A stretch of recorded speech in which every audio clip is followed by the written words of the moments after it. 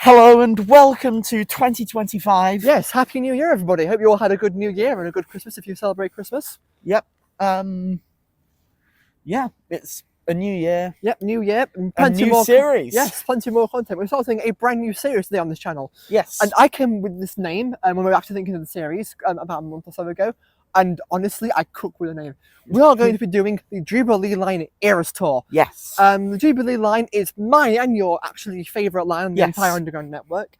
And because of how rich its history is, I think it's probably the line which has like the most history, the most development to it, and we want to explore that in this series.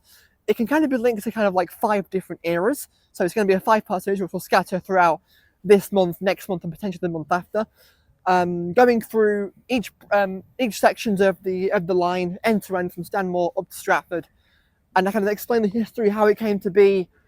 So yeah, I'm excited for it. I'm pretty sure you are too. Yes, so this series is really a spiritual successor to our video on travelling the Jubilee Line by bus. Yes, it is. And in that video, we obviously saw what was outside of the stations, the architecture changing outside the stations as we went through and followed the route of the Jubilee Line as closely as we could by bus. Yeah, but now what we're going to do is we're going to show you the architecture of the Jubilee Line itself. Yeah, actually going properly looking around all the stations. Over the 5 different eras of the Jubilee Line. So we're going to be starting here at Stanmore, and the first episode is going to be between here and Wembley Park, the Stanmore branch line, as I like to call it. Yes. So we will take this train and we will take you to Queensbury, where we will do a bit more and talk a bit more about the history of this section of the line. Right. So let's get on the train. Let's get on the train.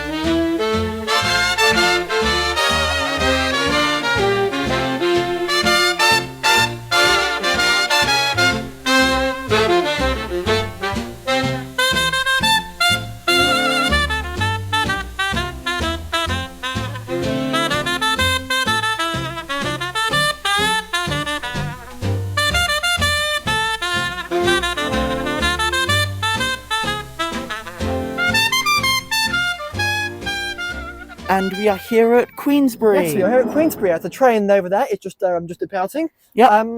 So yeah, we're at Queensbury. This is actually the so now we're going to go to a bit of history on the line itself. Yeah. So this line opened in 1932 and was actually the last line opened by the Metropolitan Railway as a private company. Yes. And just 1 year later, in 1933, Metropolitan Railway, like other railways, would be taken over by the London Passenger Transport Board to form the Underground. Yes. And something I noticed immediately when coming out at the station is you can tell it was built by the Metropolitan Railway because the platforms are ever so slightly too high for the tube stock. They are, yeah. They were built for the big trains of the Metropolitan Railway, or steam trains, that is. Yeah. But where we are, Queensbury actually has the reason why we chose Queensbury to come is because it has a bit more history than other stations on the line. Yes. Prior to this station opening in 1934, Queensbury was a field. There was literally nothing here. It was literally nothing here. But when the station came in 1934, houses came, shops came, Queensbury Circus opened. They're still kind of building stuff around now, as you can see. But you can see a lot of houses here are very 1930s, 1940s influenced because that's when they all came in. Which kind of proves the point of if you build it, they will come when it comes to a railway. Yes, exactly. Which sort of we've seen also with the recently opened Ashington line as Yes, we have. around where the railway is being built, we saw going along loads of new developments, loads of new houses already being built around the railway. It is, and this is kind of, I was not going to say a cinema, but it's not, because this was just a field. There was literally nothing here. Yeah. And the reason why the name Queensbury was chosen is not too far away, actually once up down the line, is Kingsbury, which is already a existing suburb of London. Like, what do we call it? Kingsbury. Kingsbury's not too far away. Oh, I'll call it Queensbury. Yeah. So yeah, funny. Yeah, funny. So yeah, we've got now the stations of Queen and King next to each other, which is pretty cool. So yeah, but I do actually like the Queensbury station, and we're going into the architecture, which is what this series is actually going to be about. If you look at the station buildings, I'll just pan the camera behind me. I'm not sure how we can see, but you can see that I'll try and get some cutaways, or you can get some cutaways later on. Yeah. Of the station buildings, so they are very much into a 1930s Art Deco style, and that'll be the theme of the stations around this section of line. It's actually even going to as far as down to Finchley Road. A lot of the stations here are Art Deco styled. They do change a bit, which is why we're kind of splitting into two. But yeah, they are very Art Deco 1930s in style buildings, which was obviously all the range back there, so I'm not getting your face in very much here. But yeah, they were all the range in the 30s to build in Art Deco. There we go. Let's come over this side instead. There we go. It was all the range in the 30s to build in Art Deco style. So yeah, I will say, this line definitely does give branch line vibes, as this line was initially the Stanmore branch off of the Metropolitan line. This is Metropolitan Railway. Yes. And as we'll get into the history as well, we'll get into the history more later, but this line has seen this branch has seen 3 different named lines run on it. 3. Yeah. And I said we'll get more into the history when we get to possibly further down the line towards like maybe Wembley Park and everything, because that's kind of where the juicy stuff happens. Yeah. This is kind of just this section here is just the little branch line. Metropolitan built it in the 1930s. It was the last line to be built by the Metropolitan line as a private railway. Yeah. Because as I said, a year later, it was taken over by London Passenger Transport Board and became part of the Underground network. We will actually go outside of Queensbury now, actually, because I do want to show you the Queensbury Circus roundabout, because I think it is I like it. So yeah, we'll head outside the station and we'll go and show you the Queensbury Circus roundabout. Let's go.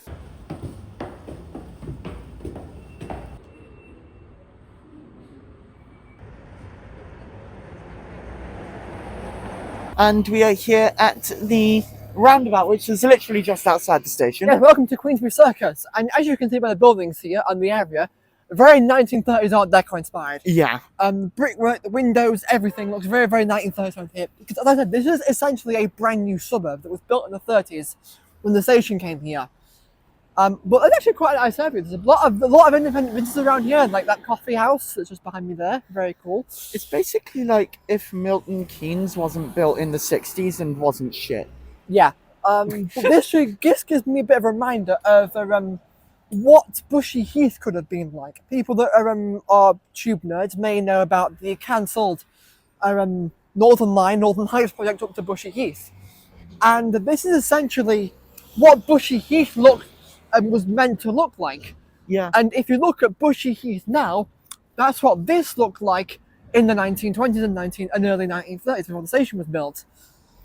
So it's kind of like, it has that connection really to if you put a station somewhere, what it can do to the area.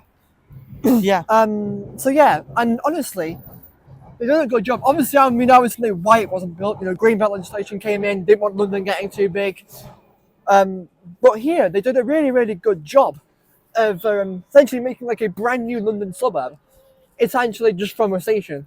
But I do like the nice underground, massive old underground roundel symbol in the middle of the roundabout here. That is a nice touch. It's one of the reasons why I wanted to come out here to actually have a look at that roundel. Yeah. Very nice touch. Yeah, it is nice, and it's always great to see that public transport has brought an entire area into being populated and bringing more people to the train. And the area itself actually looks like a decent area. Obviously, if you know otherwise, let us know in the comments. But from what we've seen, the area looks pretty nice. The buildings look relatively well kept. There's some nice businesses that look pretty clean. Like, I've been to worse places, definitely. Yeah, I've been to Milton Keynes. Yeah. That ATM machine's looking a bit worse for wear, but but that's about all I can really say. But yeah, that's what you mean. Is if you build the station, they will come. So yeah, essentially new suburb built from scratch, 1930s. And that then goes on with other things that were built in the earlier on in the Jubilee Line's history.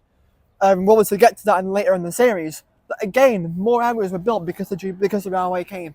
Yeah. So yeah, that's been us here signing out at Queensbury. Yeah. We are going to head back to the station and we're going to get on the train, and we will meet you at Wembley Park. Yippee!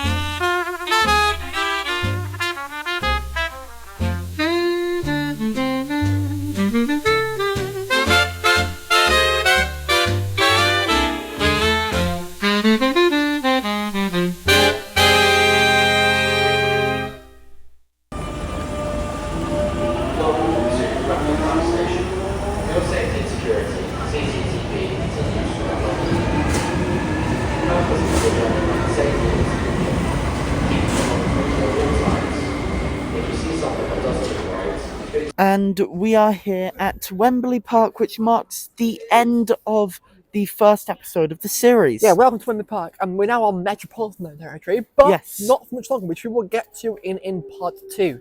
Yes, so part 2 gets really interesting with a lot of service pattern jargon. Yeah, lots of service pattern jargon. And this is where we'll start mentioning the history of... Because now we've left the early 1930s behind, and we're now going to move to the mid-1930s. Yes. We're here on the Metropolitan Railway, and we're going to continue on into the mid-1930s, because this is where stuff starts getting juicy. And we're going to continue on further on into London as well. Yes.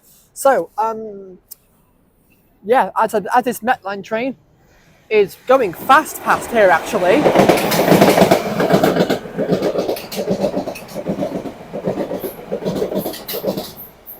That Metropolitan line passed us here at Wembley Park, which is very, very rare. Yeah. That's cool. Okay, so we're going to be uploading these on a bi-weekly basis. Yeah, bi-weekly basis. So what we'll do is this is going to go up, obviously, with a more video. Next week will be a different video, and the week after will be part 2 of the series. We're going to kind of have it like that, just so we're just not pumping out this series entirely. We'll have some kind of different videos, because obviously not everyone will be here for the series, which is absolutely fine. But so we want to give a bit of variety. As the Metropolitan Line trains leaves, we will also leave you. I have been Ewan. And I've been Willow, and we will see you either next week or in the next episode. Yes. All right. Right. Okay, thanks. Bye.